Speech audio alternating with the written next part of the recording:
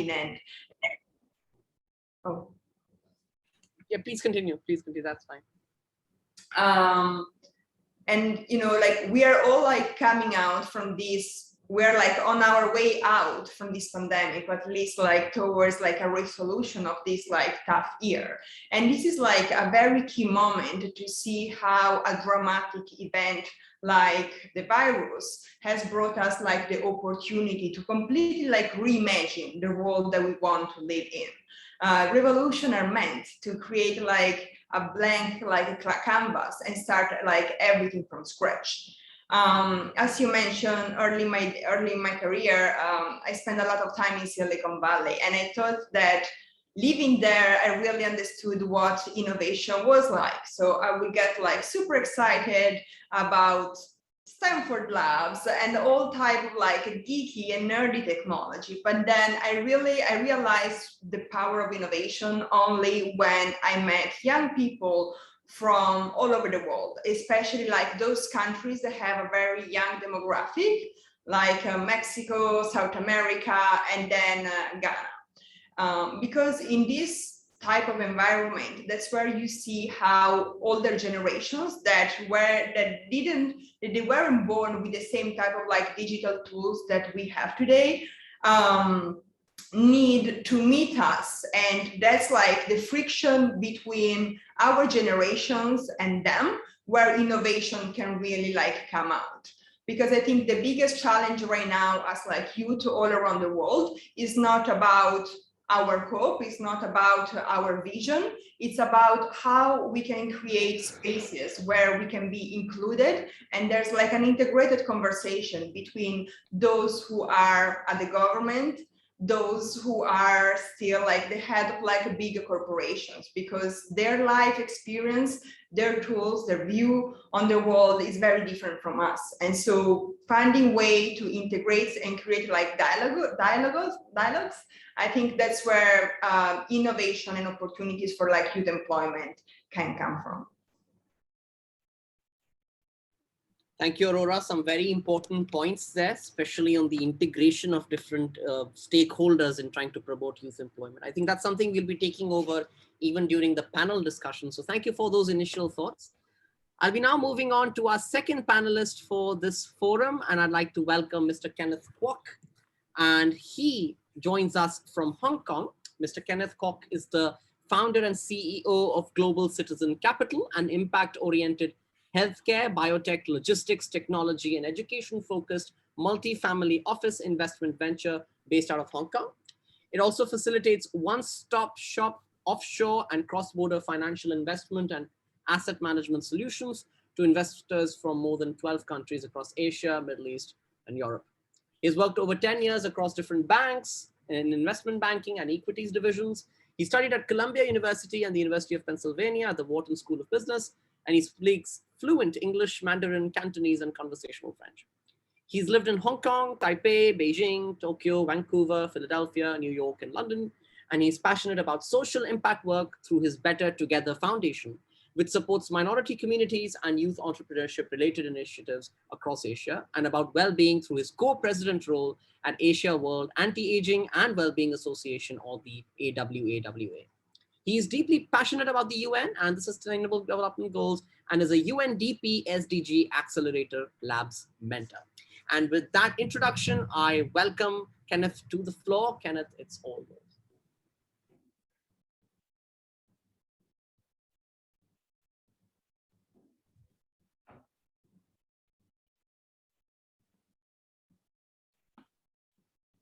Don't believe everything you just heard, okay? I feel like sometimes when I get formally introduced, I'm like, is that really me? Anyways, my name is Kenneth. I am very, very honored to be here today. I am currently based in Hong Kong. Actually, I'm in one of my labs today, as you can tell by the setup. We're doing an innovation challenge today on sustainable cities.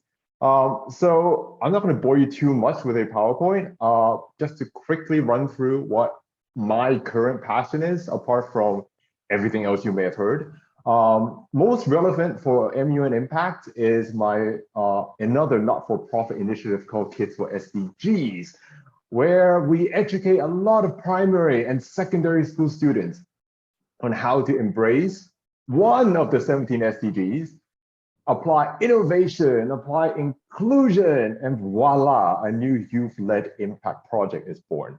So again, I don't need to repeat what the SDGs are given this particular community. So I'll just draw you quickly to another few points. I am slightly older, I think, than most people. I say that, no, I'm actually almost 40 now. And I'm very blessed to have a team with me that are truly embracing of what I call Education 4.0. And I think it's so important that we all work collectively together and empower youth to be, frankly, educators themselves, be entrepreneurs, right? One thing that I strongly believe in, and I hope my fellow speakers agree with me, is that the old education, employment to an entrepreneurship type of style doesn't work anymore. Many students right now go straight into entrepreneurship. So when I talk about employment and innovation, those two combined is entrepreneurship. And how do we really advance entrepreneurship? Well, I guess with every not-for-profit, we have our kind of our own strategy. And what is the strategy, right?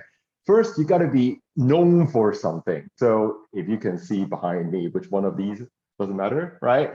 I am a very big advocate for SDG 10, reduce inequality. So everything I do is kind of oriented around this SDG, and not only the goal, the targets as well. Then you see all these post-its, oops, sorry, this way, right? It's because I work with my team every weekend to think of new ideas, how we can apply innovation. So every project that we do has at least 2 or 3 areas of innovation. Sometimes it could be, 21st century technology. Sometimes innovation doesn't mean tech. It means just looking at things from a different perspective. And finally, I encourage all high school students to build a global network. I mean, look at how amazing the Global Shapers community is. I wish I knew about this community when I'm in my 20s. Missed that boat, but find other ways to compensate for it. But yeah, ultimately speaking, I'm just gonna flash through these slides. My main point here is as follows. As you continue to grow, I think most of the audience here is high school students or university students. It is so important to find that area of innovation that sparks your interest, right? Did you know, because of COVID-19, Microsoft made all its artificial intelligence licenses essentially open source for youth under 18 years old to explore their passions and their dreams of employment for entrepreneurship, right? So my first tip for today is please take advantage of what has been what I call the silver lining of COVID. Look at Microsoft, look at SAP, right? So many of these have amazing tools right now that as students, you can get on a complimentary basis. So that's one. Second, actually, I'll go back to this slide. Once you hit 18, there are so many sources of funding. Like for example, in Hong Kong, we have an incubation program that has, I think, $50 million in the government's budget to start seed funding SDG projects developed by teenagers. Well, once you hit 18. So wherever you are based, please do your own research and see where you can find that funding. Because I strongly believe that youth-led initiatives should get equally funded, just like any other young founder startup. That's my tip number 2. And finally, my tip number 3, if there's ever one, do hopefully, now that you're part of MUN Impact, do join a UN climate conference, right? If you're interested in climate action. So here, for example, our organization, we were very honored to invite 7 of our members to actually speak at UN Asia Pacific Climate Week, co-hosted by UNEP and UNDP and more. Seize that opportunity to be a thought leader, and I'm pointing it the right way. My team likes to put it here because he thinks that, publicity is so important. Again, I'm not saying that's these 388 likes are important for you as a as a personal thing. Absolutely not. But being recognized for being a thought leader in an SDG really starts opening doors for you when you're young. So that's it for me, and looking very much forward to this open session. Thank you so much. Thanks, Kenneth. Some very interesting ideas there, and we look forward to hearing more about Kids for SDGs as we go along the panel discussion today. So thanks for joining in, and thanks for those initial thoughts. I'm now humbled to welcome our third speaker for the day, and that's Martin Stavenhagen. I've had the opportunity to meet Martin in one of our previous summits as well, where he gave an amazing talk about circular economy, and I hope to listen to him once again today. A brief introduction about Martin. He's passionate about bringing people together for sustainable development, net zero pathways, and thriving cities and societies. He supports co-creation of circular, collaborative, innovative cities, communities, and companies or startups. He's open to collaboration with these stakeholders to make an impact together. Currently, he's the co-founder and director of Get Circular with SD Consulting.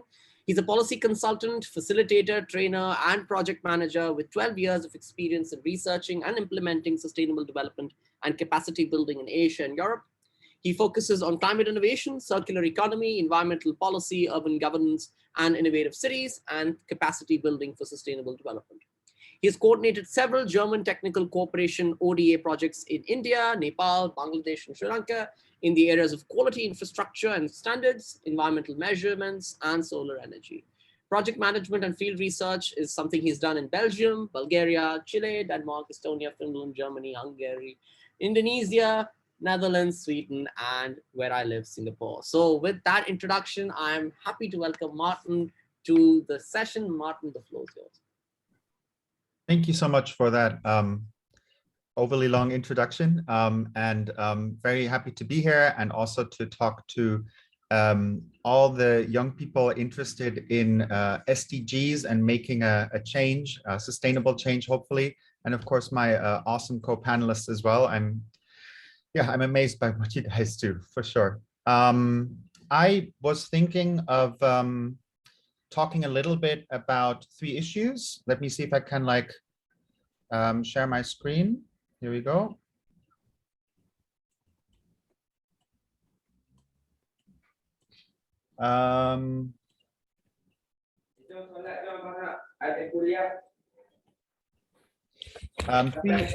Three issues. Yeah, Martin, please continue. Is it okay? Yeah, all good. Yeah. Basically, the current challenges, some of the ways forward for a thriving world and a thriving economy, and maybe how to get there, and maybe also what would be interesting for youth employment in this regard as well. So current challenges, I think most of you probably know this. This is the long-term increase of average global temperature from 1850, which is quite blue on on your left-hand side, and then going towards the right. That is like the hot, the heat difference that we have in the world today.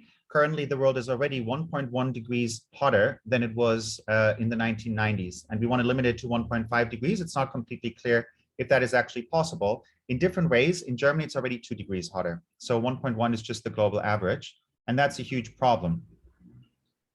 Martin, I'm sorry, I think we can only see your first slide. Yeah. Yeah. You can see the next one? Yeah, we can see this a house now with a bit of rain, flood. That's good. That's a flood that very recently happened in Germany. Unfortunately, 134 people died when this tiny little river that you can see at the side, the Ahr, kind of rose by 1-2 meters within hours. There were a lot of people who couldn't flee. There was an old age home that was affected, and some of the inhabitants couldn't make it out in time. And there were around 7 billion euros of damage. So you can see how dire the problem is and how big the effects are of the things that we're actually dealing with. And in basically all countries in the world, no matter if that is Australia, and wildfires in California as well, floods in Asia, in Europe, droughts as well. It's basically everywhere at the same time. This is another one of the challenges that I thought is quite important because I also deal with the circular economy. So climate change and biodiversity loss basically are exacerbated or like caused by resource extraction. And this is the linear take, make, use, lose economy. You take some resource from the ground, you make something out of it, for example, a plastic bag or another product. You use it maybe once or twice, if you're lucky with a plastic bag, and maybe if you just carry something home, maybe just for 5 minutes or 10 minutes or an hour, and then you throw it, and all the value that was in that plastic bag, all the value that was in that product is lost once you throw it away. So that's the take, make, use, lose economy, or the linear economy, which is one of the problems. But we have like other solutions as well. We have the linear economy, where things are used once and go straight into the loses all the value and straight goes into the waste. There's the recycling economy, slightly better, but still just like repeating that in cycles. Plastic bottle might be recycled up to 7 times, sorry, but still the same thing. In the circular economy, just try to reuse and remake and refurbish and reduce and put things into loops and kind of like use the value of the products long term. So what does that look like? Maybe just a couple examples of a thriving and circular economy. Here you have organic agriculture, where you renew soils instead of depleting them and provide better income and a healthier life for the farmers who do this as well. Here you see strawberries being harvested, and you also see, in some cases, the social interaction that takes place in this kind of agricultural work. Here we have another example from Singapore. This is Bishan Ang Mo Kio Park. And you can see the nature-based solutions that bring nature back into the city. What's happening here is that you have a canal of water leading through the city, capturing water, transporting water to where it is needed, specifically for drinking purposes and industrial purposes as well. So what they did here is, instead of building this concrete canal that you see in other parts of Singapore as well, naturalizing the river, basically making this river through the park in a natural way, was actually cheaper, provided better water quality, better flood management, and also create spaces in the city for people to enjoy nature. When you're there, when I was there, you can usually see kids playing at the water, which you wouldn't see with concrete canals in that way. So that's a very nice way of like being more sustainable and doing it in a different way. Here you have vertical forests in Milan, providing shade, cooling, better air quality, and also like mental health benefits, or just de-stressing for all the inhabitants that live in there. Not only the inhabitants live in there, but actually all the citizens that walk past that. Other cities have that as well, Singapore, Berlin, and in some cities it's not so much prevalent, which makes it quite difficult to like go through these concrete deserts all the time. So basically bringing nature and people together and creating some social benefits for all would also have a lot to do with sustainable development and with the circular economy as well. So maybe coming to the last point, how do we get there? So just 2-3 thoughts. Of course, you need engagement and imagination for change. I think that comes very much from the young generation. And I've also been to Fridays for Future demonstrations here in Germany. But I know that I'm not the driver to that. I support it, and I'm in awe by the young people who kind of support this and really make, you know, older people who might at the moment be in charge think, listen, and change things. So I think that is very, very important. Another thing, obviously, I believe in the circular economy. What this means is that you need kind of the social foundation in the middle. You kind of need certain human needs fulfilled, no matter if that's food or water, education or income. Yeah, in this kind of donut structure. So in the middle, you need to like move to actually get within the green space. And on the outside, those are the planetary boundaries, and those are all the resources that are being used and overused to a large degree. No matter if that's ozone, air pollution, biodiversity loss, land use, of course, climate change, that has to be limited. And what we have to like manage is to like balance the planetary boundaries on the outside with the social foundations in the inside, get into the actual sweet spot of the donut, which you call the safe and just space for humanity. And this is a concept by Kate Raworth that come up just a couple of years back, but a lot of cities actually try to implement this as well. And it's really good to like think about what this actually means. Finally, here you also need circular and systems thinking. You just have to understand that different systems are within each other and they interact with each other. So if you think of feedback loops, how the economy feedbacks to society, how society has like an impact on nature and the economy, but of course nature is kind of around it, and has fulfills or kind of like defines what is possible within society and the economy. You can see how all these things go together. You can also like actually do that with the SDGs. Some people call this the wedding cake, and you just see that the foundation is the biosphere underneath. You have society and the economy on top, which all interact with each other and are very much dependent on each other in the system. So finally, these are some of the circular jobs of the future. I love the fact that my fellow co-panelists talked a lot about the entrepreneurs and the innovators. I think maybe not every single one can be an entrepreneur as well. There's lots of other job opportunities as well. No matter if that's in farming, if that's in politics, if that's as a scientist, an architect, a teacher, a repair technician, or many, many other jobs that we can maybe talk about how they fit. But it's true, you need the entrepreneurial spirit or kind of this innovative spirit, and you need a certain kind of system thinking, and maybe like also some kind of will and engagement, creativity to change things and to make things more sustainable. And I'm very sure that a lot of you guys will do amazing things. And I'm just so privileged to maybe give some thoughts on that and encourage you to do exactly that. Great. Thank you, Martin, for that presentation. In fact, it reminisced a lot of the points you made last time we met. In fact, the wedding cake was something I really like because of the interlinking of the SDGs. That's something we emphasize here a lot. And that just shows that as well, how all the SDGs are interlinked. So we're looking forward to having a discussion on the circular economy and the interlinking of the SDGs and different employment opportunities in this field. But before we go into the panel discussion, we have our final panelist to welcome, and that is Mr. Edison Ade, who joins us from Ghana. Mr. Edison inspires businesses and people to reach peak performance, and he loves to think outside the box and try new things. He's currently a director at the Founder Institute, which is the world's largest pre-seed accelerator. He's a managing consultant at Blue Global, and which works on full end-to-end capability, from business strategy consulting to process redesign and management to web and mobile applications development. He's also a tech evangelist. He teaches people how to code. He's trained more than 3,000 people so far, and his goal is to reach 50,000 people in the next 5 years. In a nutshell, he's a serial entrepreneur, he's a spoken word artist, and he's a growth-driven individual. With that introduction, I would like to welcome Edison to the floor. Edison, the floor is yours.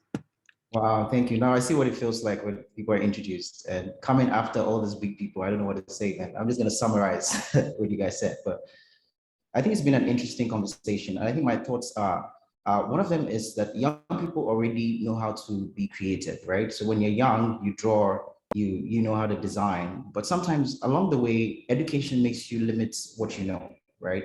So I think it's about time, like one of the speakers said, that we redesign and rethink how young people are educated, such that when they were younger, it's easy for them to make things, right? So there's a lot of making culture when you're young. People play with sand, people play with toys, people are trying to make things, they're drawing, you know, but I find that as you climb up the ladder, it's more about theory and not action. And I think one of the things that would help as we try to encourage youth employment and trying to eradicate poverty and some of the goals of the SDG is to kind of like, instead of looking at young people as we need to teach them, is saying, what does it look like to be young? And how can we keep that youthfulness such that when we are creating, it's not like we're creating something new, because I find that a lot in terms of, I use the word merging landscapes. So merging landscapes means that you're not teaching, you're co-creating. You're not giving information, you're co-creating with other people. And so when you go to like rural communities, there's something the rural community already knows, right? So that you're not just sharing what you know and just dumping into them, but you're saying, hey, how can we co-create and co-learn and share best practice? So I think that one of the things I see in the future is a lot of youthful co-creation, right? So if there's something happening in Hong Kong that somebody in Ghana can benefit from, how can we engage and co-create, right? So where there's best practice being shared, that what's happening in Hong Kong can benefit someone in Ghana, and what's happening in Ghana can benefit somebody in Hong Kong. Another example is taking skills that are easy to learn. So not easy to learn, but like, let's say ICT, right? Or repairs and maintenance. having it being learnt in Ghana or in Nigeria or in Kenya, but they can build mobile applications in the US or in the UK, you know, which means that they can learn the skills, and especially in this period where it's a lot of hybrid and, you know, remote working, what's the possibility of building a skill set that can benefit from a global, being globally relevant? So as we think about youth employment and innovation, I think one of the things that needs to stand out is the globalization of innovation, where something that works in Ghana can affect something that works in, I keep using Hong Kong, maybe let's use something else, Singapore or France, or, you know, so that we're co-creating together. I think another thing is think tanks turning into action, right? So young people become the implementation of think tanks. So if you think about World Economic Forum, you think about the SDGs, you think about a lot of think tanks, there's so many of them, right? How can the young people sit in a place where they innovate and implement and execute on a lot of those, you know, points that have been driven? So you find that there's a lot of conferences and summits where conversations are happening and people are talking about action, but you don't find real action happening. And that's what I like what Kenneth is doing in terms of, you take the SDGs, you look at how can we innovate? I thought that was really, really brilliant, right? Like, how can we extend that? How can that become something that becomes a norm where every think tank says, hey, to implement the things we do, the youth needs to be involved? Because guess what? They are at the nerve. It's not like you're just introducing it to them. They're at the nerve of creation. Think about the Facebooks of the, Facebook was created by a young person. Think about, you know, Larry Page, Sergey Brin, David Philo. They were all really young when, you know, when they started creating. So young people know how to create. The only problem is to give them the framework, give them the opportunity, and just provide that framework and that system where that can thrive. And so instead of, so I'll end with that, right? Just to kind of summarize some of the things we're saying. And some of the things we're doing is, like you already mentioned, is training people in ICT. We've also created like organic farmers markets. So we have this Accra Green Markets where we bring farmers and, you know, urban community together, but it is implemented and executed by young people because they're driven, they're inspiring, they know how to make this happen. So I'd say that let's put young people at the center of all of this, not just helping them, but co-creating with them. Yeah, that's what I have to say. Thank you so much for letting me share. Thank you, Edison. That's actually a very important point and the central theme of our discussion, and that is how we can co-create with young people rather than making them a sort of channel for these actions. No, they need to be co-creators of these actions. And that's something, again, we'll be talking about in the panel discussion for sure. Thank you, Edison, and thank you to all our panelists for their comments and thoughts. It's been great to hear what you all have to say on this issue. And with that said, let's now go into our guiding questions for this panel discussion. As and when we get questions from our participants, I'll be posting them as well, and then they can come up and ask the questions so that there's some engagement with the audience. But with that said, let's jump into the guiding questions for this discussion. And the very first question I have for our panel today is something pretty much which has been touched up upon a bit, but let's try to delve into a bit of more specifics of this particular statement, and that is, what challenges do you think are there which limit youth employment and innovation, specifically when you view it as a tool for worldwide economic bloom? Or maybe to kind of paraphrase that, what do you think are the micro level challenges which hinder youth involvement in economic progress? So maybe let's start off with Aurora. Aurora, we'd love to hear what you have to say. I think you're muted, Aurora.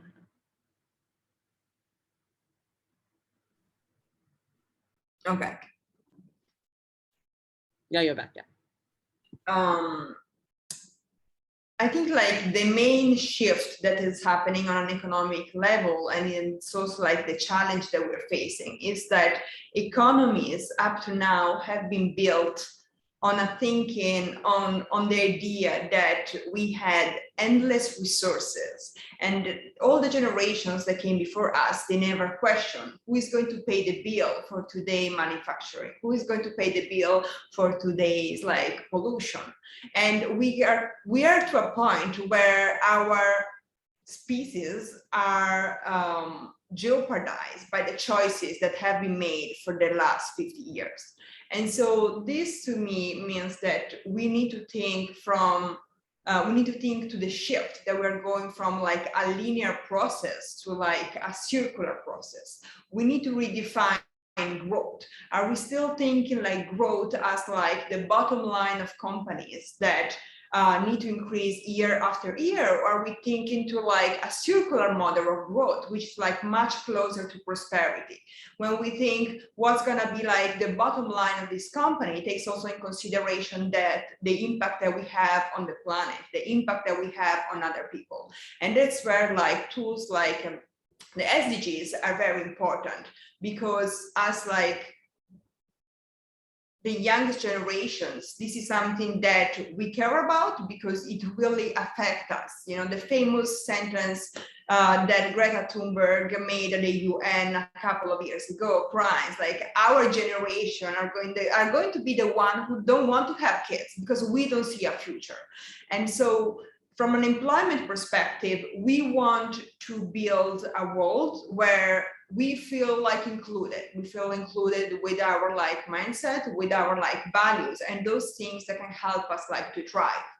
So I think this is like a very big challenge, because when it comes down to, so this is like overall like the macro challenge that I see, and probably like some of the students that are looking at us right now are wondering, okay, but how does this like translate to me when I'm going to look for like my first job? And I think, you know, this is like the key, where we need to be very aware of like what's the value that we can bring to the world. And we can, you know, most of us have access to like a lot of like tech tools, some of them like mentioned like by the other speakers, which are all amazing. But at the end of the day, what really makes a difference is what's our will, what's our belief. And so the youngest generation need to be like the first one to push forward this will, and to make sure that they are aware their value is the new view that we have on the world. Only these like collective efforts can like help us to shift economy from linear to circular and build a prosperity, which is the world that we want to live in, where we don't need to sacrifice any plant, where we don't need to sacrifice like any animal, and we can all thrive together. Because I think that's what's really like pressing us right now. We cannot think of a future where no one is going to pay the bill for the number of trees that are going to be like cut every day, for the number of like emissions that are going to be created. So I think technology on one side has advanced much more than the social power that we have created. So we need to bridge the social collective power with the technology, and then make sure that we can go like hand in hand towards a more like collaborative future, which I think collaboration is like the main word that we shared among all of us. So for example, in the fashion industry, I realized that the fashion industry is one of the industries that creates more like carbon emission among like all of them. I can say we are, because I'm like from the fashion industry, responsible for like 20% of the global carbon emission. And so while like these numbers are very alarming, there are like very little tools that can empower consumers to be part of the solution. And when I entered this industry, it was like really shocking to me, because this means like putting the power in the hand of the bigger corporations, which are the ones that don't have the strong motivation that we have to change the future. And so with my company, I started to create like little tools that can empower consumers. And even like the impact that each consumer can feel like small on a daily basis is not just like the tangible change, but is overall the culture.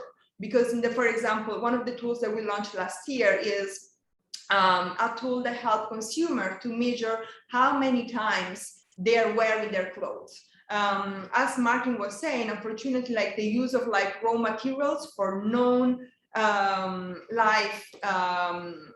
for like non-important like matters is very high in the fashion industry, which means that the average cloth is worn only like 7-8 times, and then it gets discarded. So you can imagine like how much water, how much energy, how much like cotton, how much work gets into like a shirt that gets discarded after like 8 times. But this level of awareness is not on a consumer level. So we built like a very simple tool that helps every consumer to check how many times they wear it. And this type of like solutions can create like a global community that can make us feel, first of all, like very strong about what we want, can like magnify our impact, and overall change the dynamic of this economy. Great, thank you, Aurora, for that wonderful first speech. Some very good points coming in there, and let's now hear in from maybe Kenneth. Kenneth, would like to go ahead? Sure, thank you. I'll keep this relatively short. Look, I'll be honest, I am not particularly smart growing up, right? One of the reasons why I'm able to do well in high school, I suppose, is because I was taught that in order to learn something, you gotta teach it. Which leads me to my biggest pet peeve, is the archaic way of how high school curriculum approaches the topic of innovation. I mean, just surveying schools in Hong Kong and China and Southeast Asia, I think based on our research of 500 schools, sure, everybody talks to them. I think 6% actually talk sustainability by year 10, right? And that's not only that, it's not just the awareness of the SDGs, it's also, where's the innovation, right? Again, that's why Kids for SDGs was kind of born, because myself and my business partners all look at each other, and as Aurora says, what kind of world are we bringing our future children in? Like, we want to make sure they get to inherit a better world. So that's why we started Kids for SDGs. So ultimately, is all of us collectively working to empower high school teachers and educators and even university professors to what Edison says, don't treat kids as subjects of an experiment, because they actually should design the experiment, right? Putting youth voices, teen voices front and center in the co-curation and co-design phase. I tell you, I say this, and most high school principals will look at me quite funny still, even post-COVID, or as we continue to rise post-COVID. So my only thing to add is, if you're right now one of these, listening into this call, if you think your school can do a better job at supporting you to innovate, right, or learn about sustainability, maybe your school, your community, your youth-led organizations, keep these 4 speakers in your mind, because I'm pretty sure collectively we should be able to have some tools to help you make sure that your community and the place that where you're learning in every day get to embrace the innovation chain. And once we do that, then employment will come naturally in many ways, because you're ahead of your curve in your country or respective regions. So again, I'll leave it at that, and thank you so much for the question. Thank you, Kenneth. Some important points there on the skill element, on the stakeholders involvement. And I think I have a couple of questions on that, and we'll get back to that once we go around the panel. So Martin, what are your thoughts on getting the youth involved, and what are the challenges the youth face? I really think that some really important things have been said already. I do think like a new way of thinking on how to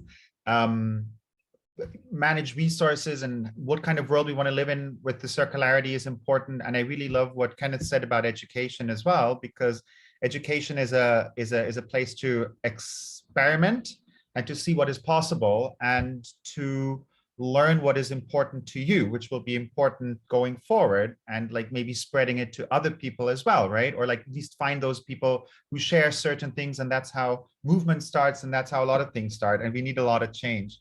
I was thinking of something very concrete to say as well. Like, I think there is still some time to get a job, because if you're in high school, you'll probably study, but maybe you want to like also do some, I don't know, internships or something. If you really want to think of work opportunities right now already, first of all, postpone that and learn. but then afterwards, one thing I find interesting is the big commitment by many companies for net zero. It's just a start, but it means there's the commitment for actually changing something. And the cool thing, the weird thing and cool thing is, most companies, actually almost all companies and countries and cities that want to do that don't exactly know how to do that yet. You come up with the goal first, which is good, but you don't exactly know how to do that yet. So I do think that maybe you could like think about some just learn and think about and see how your specific interest might help with reducing carbon, reducing resources, and creating social impact. Because it doesn't really matter what you want to do. It doesn't matter if you want to be an artist or a scientist or an entrepreneur or an engineer. Like, one needs everybody to solve this kind of thing. And maybe you could have a look at the organizations or companies that have committed themselves to become more sustainable, might have some solutions they present, but I guarantee you, none of them have enough right now. And you could see how what you want to do kind of fits into that. For example, there was this one colleague from Pakistan who said, what would you recommend to someone who's new to coding? Like, if you want to like find out how coding can help for this SDGs, you might actually just offer to join a NGO or some kind of organization, an internship, a student group, a high school group that wants to work on something, and see how your coding abilities might help with that. And I think it's just important to bring in the skills you have or the interests you have, and then build the skills on the way. And at some point, a lot of companies and a lot of organizations will need that, what you learned, and you'll have that to offer. Instead of asking them what you need, you say, this is one solution that I came up with, or this is something I've been doing in the past. And, you know, the other people don't have the solutions yet. So anything you have to offer and is really, really important. You guys are extremely important for the future. Yeah, thanks, Martin. Some very important points made there, especially towards the end when you mentioned that you should just keep going, and then you'll find your relevant workspace to actually contribute eventually in the long run. And I think that's where you could talk about personal projects. I think that's something people tend to forget. If you do it on your own scale, some things do really have the opportunity to be recognized by companies and people who are committed to this goal. And I encourage, I'm from a science background, and I encourage a couple of my peers to do personal projects in sustainability. And some of them are coders, so they do have things, they do have minds, ideas, but they just don't know how to implement them. And then personal projects can be a startup for that. So some great points made there. Let's now go to Edison to hear his final thoughts on this. Edison, what do you have to say? Yes, yeah, I'm just going to stay on the point of education as well, like connecting the education to real world experience. So I think the challenge is thinking education is just the theory, right? And we can't, like, how do you apply it? Like, how do you, it's so abstract. Like, there's a lot, I don't know about you, but when I was learning mathematics and they were talking about bearing or algebraic equations, I was asking questions. What am I doing with this? Like, what am I supposed to do with this knowledge, right? Am I supposed to, like, what am I learning this for? Like, you talk about square, rectangle, like, show me a real world experience of these things, right? So I really think that there needs to be a connection. I feel like there needs to be an overall of what education really is, because when you get into the real world, education is not just theory, right? So why do we box people into education is, let's just sit in a class from this time to this time, write an exam, you pass, then you're good. When you get in the real world, there's a lot of experimenting, there's a lot of learning. And so like, kind of like the idea of a studio school, maybe not an actual studio school, but like you learn and you apply, you know? So if companies can start to, companies that build products for young people should start giving those young people the opportunity in schools, right? So if you're building a product for young people, give them the opportunity in schools to co-create, like I'm back to this co-creation, right? So it's education, but it's a combination of classroom and real world experience. And I think it's really important. Otherwise, you're not learning anything. You will forget everything you learn if you don't apply it. And they always say that when you learn in a classroom and you don't apply it, you will lose more than 70% of what you've learned. And so you didn't really learn. And that's what I like about what Sweden is doing in terms of education, right? They moved away from the whole idea of let's write assignments, let's open workspace. Like we're talking about open forums, it's an open workspace. There's no teacher, so to speak. The teacher is like collaborating with the education with the students, and they have amazing results. So maybe it is about that time where we start to look at education in that line. And to kind of wrap it up, I feel like what we do, for instance, we went to teach girls in ICT. They are not even up to 14 or 15. And it was amazing what we saw they could do. They could build websites in 1 week. We forget that the power of a young person is actually, they can embrace things faster than an older person. So the idea that they can take a knowledge and you give them something, make it exciting for them, and just seeing their mind and see how excited they were that they were able to build websites. It was very inspiring for me. It was lovely to see that they were happy and they believe they could do anything. They might not be coders in the future. They might be lawyers, they might be doctors, but that mindset that they believe that they could do anything, but using coding as a way of doing that is what really works. Just wanted to share that. Thanks, Edison. Some important points made there as well, and pretty much a very recurring theme between all our four panelists on the elements of education, on the elements of skill, and then being able to co-create with the youth and with existing stakeholders to come up with better sustainable solutions. So those are currently some of the challenges, and I completely agree, and I'm sure most of our panelists would, participants would as well. And with that, I think now we have a couple of questions coming in from our participants. So let's take those up before we go into our guiding questions. So let's take our first question from, let's see, a couple of them here. Juan, who joins us from Mexico. So Juan, do you want to unmute yourself, maybe switch on your camera and go ahead and ask your question?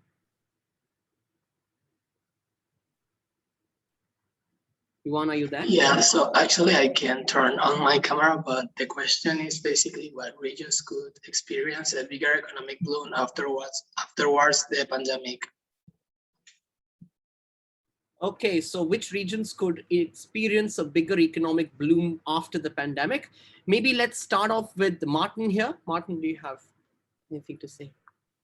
I mean, basically any region. It's just that sometimes, like, for example, here in Germany or in Europe, you have a lot of like technological solutions that you can implement from a very high level. But to be honest, from in a lot of other regions, you can actually leapfrog all the bad developments that have happened here, like the dependence on fossil fuels and, you know, the infrastructure, which is very centralized and not decentralized. It's really funny because the less bad decisions you have already made, the more open the canvas is to create something new. I hope that's not too high level, but I spend a lot of time in Asia. Banks are starting to like not finance fossil fuels anymore, which is a great thing, but it will still take some time. And there's so much to do everywhere. It's not only about like that all jobs are necessary, but like all regions are necessary. And like, if you look at your city or your neighborhood or your country, you'll definitely find some things that can be improved. I cannot imagine that not happening anywhere. Okay, great. That's some good points there. There's no specific region. Every region is growing in its own way. Some good points there. Kenneth, do you want to go next? Look, the world is it's virtual now, let's face it. That's something what COVID brought about. We are more interconnected than anything else. Can you imagine before COVID that we have this MUN Impact Global Conference, and now we have speakers from, you know, all different parts of the world doing. So again, I don't think I should focus on region. The one thing as an investor, what I bet on is any, frankly, solution that focuses on digital inclusion. If you can get your innovation into the hands of those most marginalized in the world and make it work for them, there's your winning recipe. So that's all for me. Right, some important point there again. So not the region, it's just any idea which has digital inclusion. That's going to bring about the next economic bloom. Maybe let's go to Edison next. Sorry, I'll be biased and say Africa. Sorry, but I just feel like there's a potential because a lot of things are in like potential stage, and I just feel like so I'm actually currently when I'm trying to do like $5 million. It's in a potential stage, which means it still needs collaboration from every region. But I just really feel like Africa is in that place. Even looking at the pandemic, it was the least affected. And so it just means that there's a lot of opportunity when you're looking at stability and, you know, a lot of things. That's what I would say is that looking at the economy, I mean, being in the US for more than 10 years and being around other places, I just really feel like if you're even looking at youth population, there's a lot more thriving youth population in Africa that needs to be embraced. So it's like potential and now getting to a place where I just feel like any investor should be looking at Africa. Just sorry. I don't disagree because I lived in Africa for 6 years, different countries. And I can say my dad worked in a bank. He worked in Barclays in Africa. And he always said Africa's open for business. It's always been open for business. It'll always be open for business. So the pandemic has not affected Africa that much. I agree with you there. So Yeah, you may be right there. But again, the digital inclusion element, again, definitely holds true, in my opinion. Let's finally go to Aurora.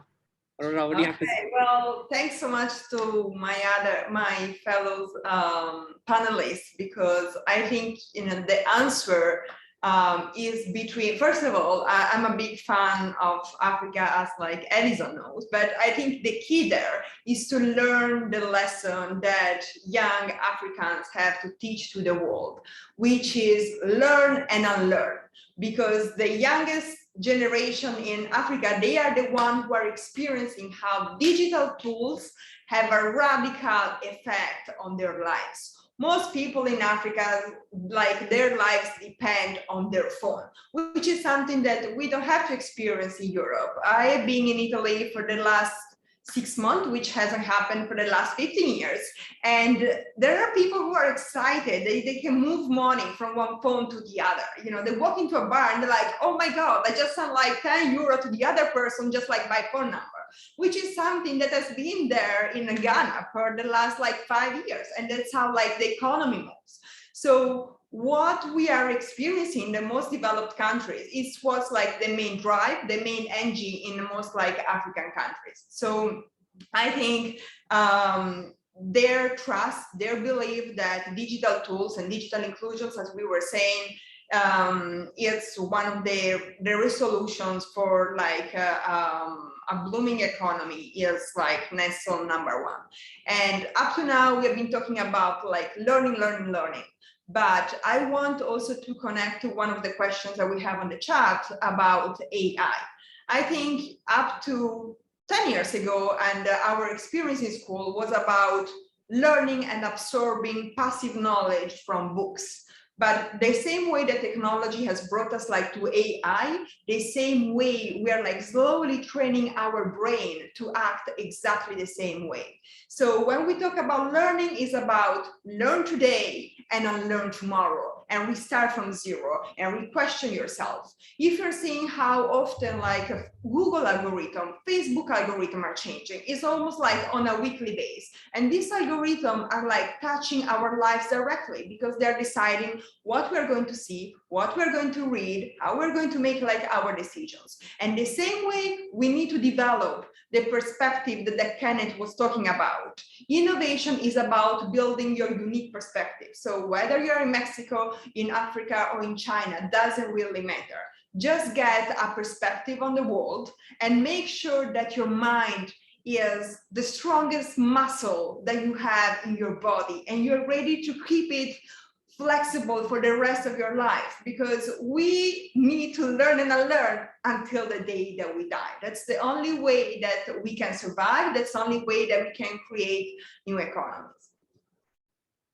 Yeah, that's a very valid point there, learning and unlearning new skills. And I'll come to that point in a few minutes. But thank you all for your thoughts on that question, and a very interesting question which came in there.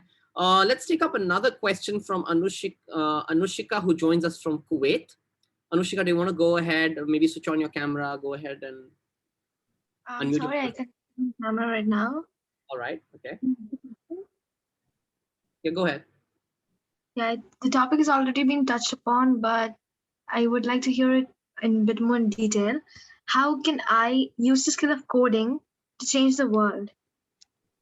Okay, and I'll kind of add in something then. That's the reason I took up this question, is because I had a broader question on this.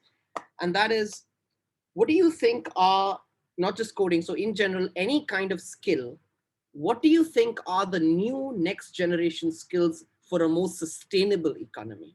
So we've been often talking about employment in terms of vocational skills, but we never talk about vocational skills for a sustainable economy. So what do you think some of those vocational skills are specifically for a sustainable economy? And that doesn't have to be just coding. We were talking about a lot of other employment fields like Martin mentioned, and I think that's something interesting which could be touched upon. So maybe we can start off with Edison this time. Right. So I think first off is the mindset, right, of systems thinking. I think the mindset of sustainability itself, I would say would be the biggest skill, because then that can be moved into anything from agriculture. So you can think sustainable agriculture, as where I think we will be getting to in the future, is people that are able to build sustainable system for agriculture, which could even mean sustainable, healthy living. I would also say sustainable technology. So when you're thinking technology that uses behavioral and psychographic segmentation, where you're thinking about the consumer as you build technology. So I think any technology, so it could be AI, it could be whatever the technology is, it needs to think about the customers, because we're beginning to realize that the consumer, well, we know that customer is king, but we're beginning to understand that we can't just dump things into people. So any technology, so if you're looking at data science, or you're looking at AI, or you're looking at coding, it needs to have, it can't just be AI in isolation. It needs to be AI that looks at psychographic and segmentation. A company that's able to do that, for instance, like Netflix. So if you look at a lot of the companies, they use a lot of that, and young people are at the center of that. So I think if you're looking at agriculture, you're looking at technology, you're looking at healthcare, it needs to be sustainable. Now we see a lot of blockchain as well. So I think blockchain is not necessarily crypto, but blockchain as a technology. I think blockchain as a technology is a strong one.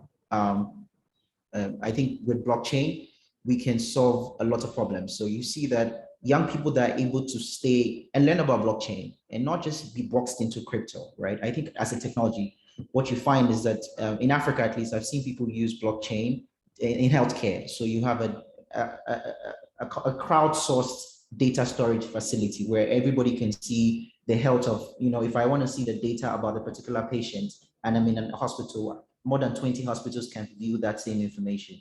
So when you're offering treatment, it becomes easier to offer treatment. So yeah, I would say anything that talks about sustainable living, and also I would strongly recommend that people should start looking at blockchain technology, because I think it's going to blow people's mind. And the final thing is audio. I think audio, I mean, some of you have heard of the invent of Clubhouse, and some other apps, Spotify is doing green room. So I think, and young people like to talk, they like to engage. So using audio tools to interact with brands, with people, and just forming that mindset will make a whole lot of. Great thoughts there, some very good thoughts there indeed. Let's maybe have Kenneth speak next. Well, for this question, normally I talk circular economy, but then you have an expert like Martin here, so I'm not going to embarrass myself. After circular economy, I would probably talk climate action, right? Because ultimately, for me, at least the SDGs, right? There's no planet B. So, right, making sure that we do make people commit to certain, at least governments, to commit to certain, carbon, or is it forest or water protection? Because SDG 13, 14, and 15 are all very intertwined. But the last thing, and the main one I want to add here is, and I'll be practical here, you got to learn how to follow the money, even as a high school student. Why do I say that? Everyone, I hope, has heard of ESG. There's so much discussion on, actually, are people really achieving ESG goals, or are they just doing greenwashing?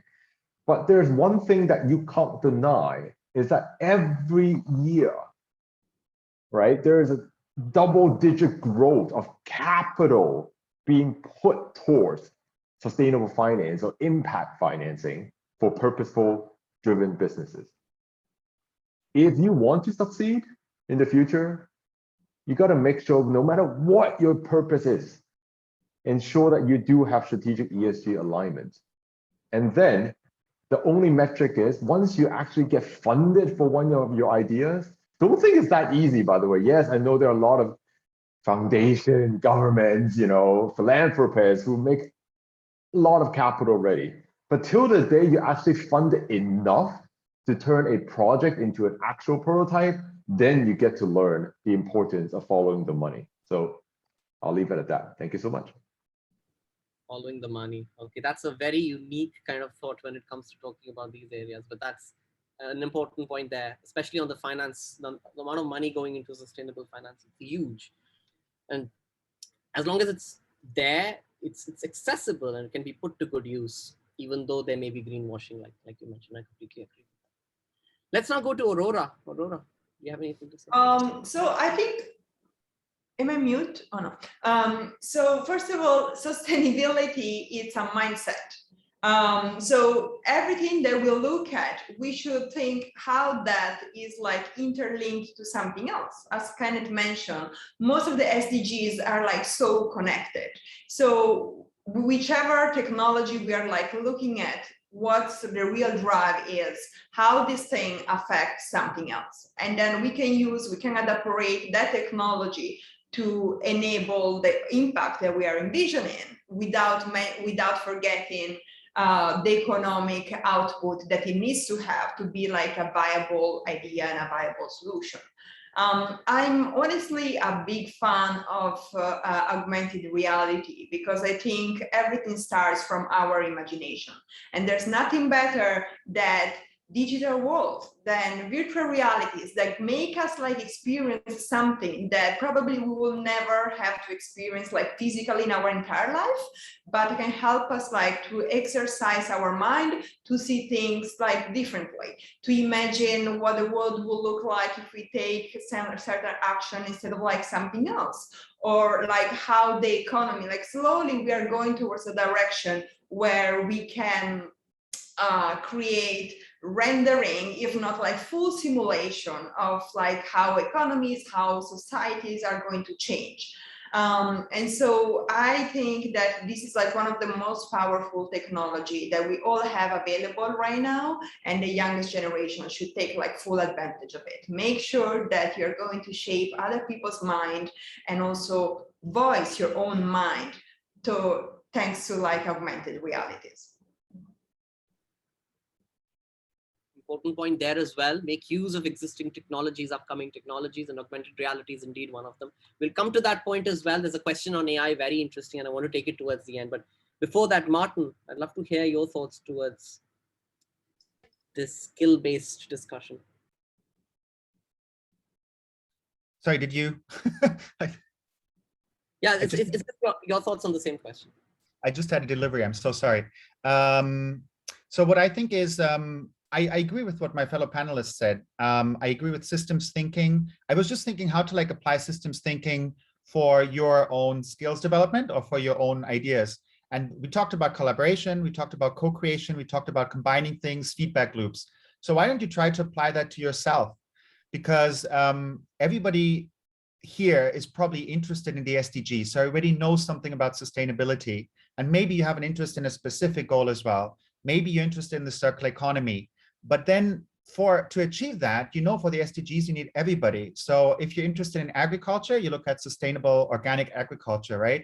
If you're interested in data or coding, for example, you need data to analyze transportation patterns for like public transport. You need data for organizing a material passport for buildings to know what materials went in there, to then see what kind of materials can come out of that.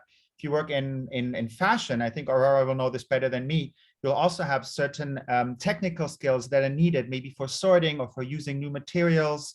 And of course, all of data is just information. You need storytellers to actually put this information together and kind of present that in what it can do and why one should actually apply that. So just summarizing, I think it has a lot to do with like co-creating and collaborating your own skills within you and then with others together. You can't know everything, but innovation is usually just putting new things together that might exist before. And because of that, I would worry less about what the specifics would be, what you should be doing, and more about combining things that including sustainability that you really know a lot about, to have like something individual, like some new ideas. And when you put those together with other people's new ideas, then stuff happens that, that I don't know exactly what that would be yet, but then all these cool stories that we're talking about happen because of that. Maybe so far? That's some very interesting point. And I'll mention this. There's this, you mentioned data and its applications in like several different fields. And I have this question coming in. Unfortunately, I study chemical engineering, which is considered the dirtiest of all engineering fields because we are the fossil fuel lovers. But I'll tell you this, I do research at the university level, and what I do is I use data to make catalysts for cleaner energy. And that's just one more thing, that maybe your field isn't changing, your workspace is changing. And that's something to recognize. It's not that I stopped becoming a chemical engineer because I use data or I code. No, it's just the way I do it is changing. And the purpose for which I'm doing it is changing. It's just that one or two things which change. It's not the entire thing which changes. So just because you became a coder doesn't mean you're now a computer scientist. No, you can be anything. Just need to work with the different workspace. So some very good points there. And I thank you all for those wonderful, wonderful points there. Let's take one last question before we wrap up for the day. And I want to take this question from Abdur Rahim, and he asked this very interesting question. And I think it's been touched upon a bit, but it reminds me of 1765 when the spinning jenny was invented in England, and industrial workers just ran havoc because they thought that their jobs were being taken away. And I think it's a very similar concern now, even though it may not be that violent. So Abdur Rahim, do you want to go ahead and ask your question? Yes, hello to everyone. Thank you very much. I'm very inspired by your talks. Now I had time to check how many youth there were in the world, and according to UNFPA, there are 1.8 billion youth around the world, and that's a huge number. And I expect not everyone is interested in, let's say, engineering or math or coding, and some people are more interested in spheres like finance and etc. And because of the AI, like we are concerned that some jobs might be taken because the robots are doing it better, obviously. And as we talked about the barriers to employment to the youth, I just was interested that you didn't touch this point. Maybe you can say something about this, and thank you very much for your answers. Thank you, Abdur Rahim. Maybe let's start with Martin now. I'm trying to summarize the question. Can you help me summarize the question one more time? It had to do with planetary boundaries and with. Yeah, I was just thinking how big will be the development of AI? How big will it be in terms of how I'm just nervous, sorry for that. I was thinking how significant will be the impact of AI to a labor market, especially for youth who are interested more in finance, let's say more in I don't know, like other fields that can be taken by robots. I personally don't exactly know about. I know that AI is being applied to many different. It has to do also like with data analysis. So we talked about data, and AI can actually analyze data better and quicker. So it's similar to like actually computers. If you see like how people apply computers, you wouldn't say that computers hinder work opportunities. You would say they actually create work opportunities, because with computers you can do more. I think that AI is only as good as the things you let it do. So just combining with what you said about planetary boundaries, I think you need more intelligence on how to actually stay within planetary boundaries, and maybe also like more data on how well the SDGs are actually being implemented. I think it's a tool that is being used, and maybe it can also like help to change, to find out new ways of living in economies that don't need as much growth, that don't need as much material wealth. How many TVs, how many bicycles, how many cars, you know, do you actually need? So those are just some initial thoughts. And I think you guys will figure out better what AI will be used for, to be honest, and how to apply it to certain problems and analyze data that we need to actually become more sustainable. Great point there. Let's now move to Kenneth, maybe. Kenneth? Yeah, again, very short for me. Everything that has been talked about AI has kind of been talked about, especially this month. during Global Goals Week and the 76th General Assembly. All I can say is, if you look at the biggest pressing problems in the world, we kind of need AI. I think the other way to think it is to turn it upside down. Not how many jobs could AI impact, but how can we better utilize AI to solve our pressing problems to create sustainable employment and innovation for decades and centuries to come. So trust me, just on food sustainability alone, there's so much that AI can do. And frankly, I also believe that to upskill the entire world, we do have to hand over a lot of the lower skills or the manual labor over to AI, so we human beings can do what we do best, which is use what's between our 2 ears and create a better world, not just for the planet, but also to space.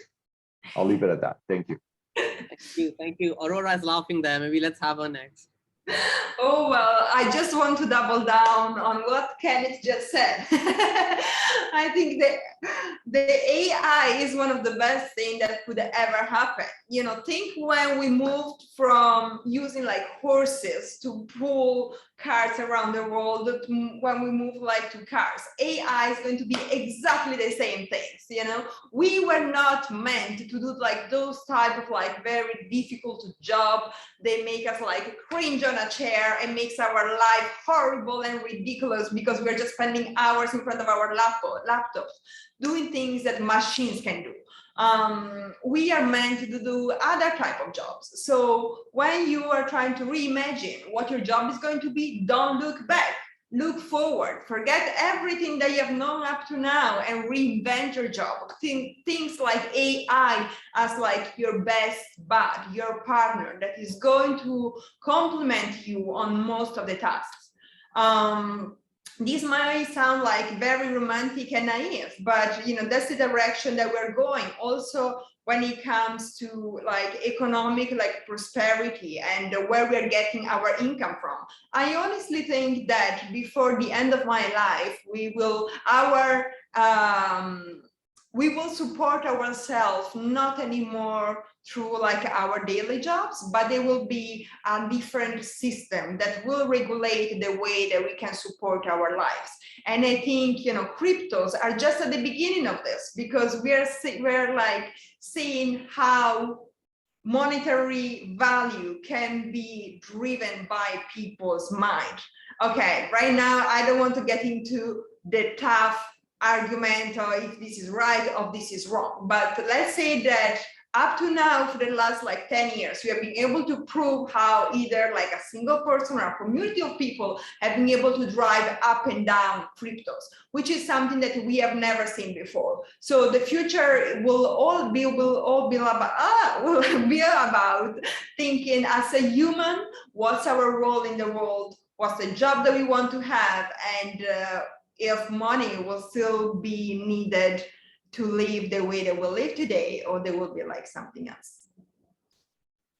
Thanks, Aurora. And before we conclude, Edison, final thoughts. Yes, I mean, I was really hoping to jump into this one because, so I did some work with Ali Cloud, and in terms of AI. And so I have use cases as how that works, right? And so what you find is that AI actually, you need it for every industry, including finance. So there's a finance use case. So an example is that you can get raw data. With AI, you can put that raw data into a system and you can get quick business insights where it gives you a dashboard of what your financial position for a company is, for instance, right? Which helps the financial experts. It doesn't take the job from them. It just helps them to do quick analysis. Telcos can use it. If you work in the telecommunication industry, you can see which of your telco signals are working, where you're having like call drops and stuff like that with very quick insights, because AI is able to do, it takes your mundane task really, honestly. I feel like people should see AI as an enabler. So it takes a lot of the mundane task and kind of just, you know, simplify it for you. I would also say that, like what Martin said, and then Aurora also said it, like, and Kenneth as well, is that it won't take your job from you, but you would need to learn and relearn. In life, you have to learn and relearn. You can't keep using the same skill set. Education is a lifetime experience. It's not something you learn once and that's it, right? So you need to constantly learn. So even if you're a finance professional, sometimes you need Python. Sometimes you need data science, even as a financial expert. And if you're a fashion designer, you might want to build 3D models today because we're in post-pandemic, we're beginning to see a lot of 3D fashion design, where it's a 3D model that is actually doing the modeling and not a real person, right? So we might have to learn and relearn. So AI is not coming to take your job, but you need to constantly learn and relearn. I just want to share that. Yeah, some very good points there. And to pretty much summarize whatever all four of you said, I think we can basically jot them down into three very important points. Is that as Industry 4.0 develops, what's basically changing is the tools we are using, the workspace we are working in, and what's going to become the center of all of this is sustainability and skill sets, and not basically the mundane jobs like Edison mentioned we've been consistently doing.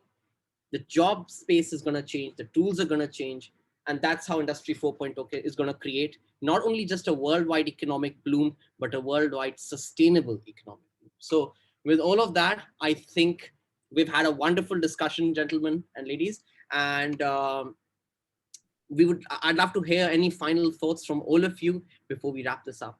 So just a few minutes of your final thoughts on what you'd like to convey to the youth and how they can be a part of this economic bloom. So maybe let's start off with Edison. Yeah, action, take action. Stop just thinking. If you take action today, all the points will be fresh. If you wait 1 month from now, you forget it. So I would advise that if you put down notes, take action today. I want to talk to someone, I want to share something. What action are you taking from this? That's what I would say. When you take action, you can start to see yourself progress. Kenneth? Yeah, take action and then teach someone that action right away after that. So Martin. I think for the future, focus on something that machines can't do. So I think basically you can use AI, data, all your skills as tools, but I think you should think about a problem that you would like to make better and then figure out how you can do that. So I agree with action, I agree with education, and see like an area that you really would like to change and how your skills fit into that, because I'm sure whatever your skills are, they will be helpful. Definitely. And I think that brings us to a very important point that AI only knows what is already discovered. It does not know something that has not been discovered. And I think that is where the human intelligence is superior over AI, because you can only feed it what you can give it as a training set. And we finally come down to Aurora for her final thought. She was the one who started. She's the one who continues. Thank you. Well, first of all, I would say think borderlessly. Like, you are living in an age where everything is more connected than ever. When we were 20, we thought that we were connected, but there was nowhere close to where we are today. So you guys are going to have the most fun of all of us. Enjoy the ride, use all the tools that you have available, and make sure to develop your own perspective and that your voice should always be heard.